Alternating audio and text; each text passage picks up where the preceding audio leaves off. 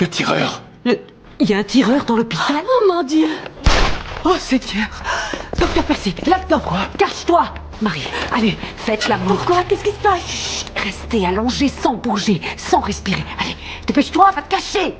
La peur a poussé Belly à se cacher sous le lit. L'instant d'après, l'assassin est entré dans la pièce. Il a violemment tiré les draps. Il a vu le corps sur le lit. Cela lui a rappelé son épouse bien-aimée. Et il a été submergé par la douleur. Belly était tellement effrayé qu'il ne pouvait plus respirer. Il ne pouvait qu'observer l'assassin quitter lentement la pièce, alors qu'il pensait être en sécurité. Soudain, des bruits sont venus de la salle de bain. Vous êtes chirurgien?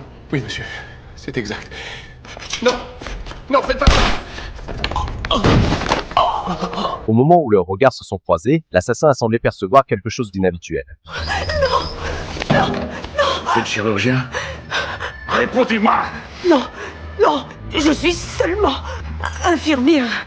Mais l'objectif de l'assassin aujourd'hui était de juger le médecin. Ainsi, Bélier a échappé à la mort. Après le départ de l'assassin, Bélier a couru vers Percy. Heureusement, la balle n'avait pas touché un organe vital. Mais il saigne abondamment maintenant. Il a besoin d'une opération immédiate. Bien que Bélier ait essayé de calmer les deux, il ne pouvait s'empêcher de pleurer. Merci. On va s'en sortir. Tout va bien se passer.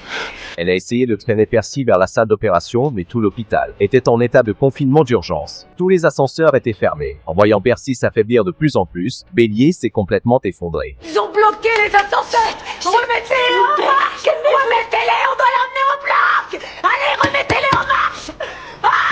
En regardant les yeux de Percy qui désirait vivre, Bélier s'est forcé à se calmer. Après s'être calmé, elle a doucement scellé Percy dans ses bras. Je vais mourir, là, maintenant. Oui, Charles. Oui, ça y est, tu vas bientôt mourir. Face à un patient qui ne peut être sauvé, Bélier était peut-être plus douloureuse que quiconque. Elle ne pouvait que faire de son mieux pour réconforter Percy. Marie et moi, on sera là, jusqu'au bout avec toi. On t'abandonnera pas. Tu n'es pas tout seul. On est là, on t'accompagne.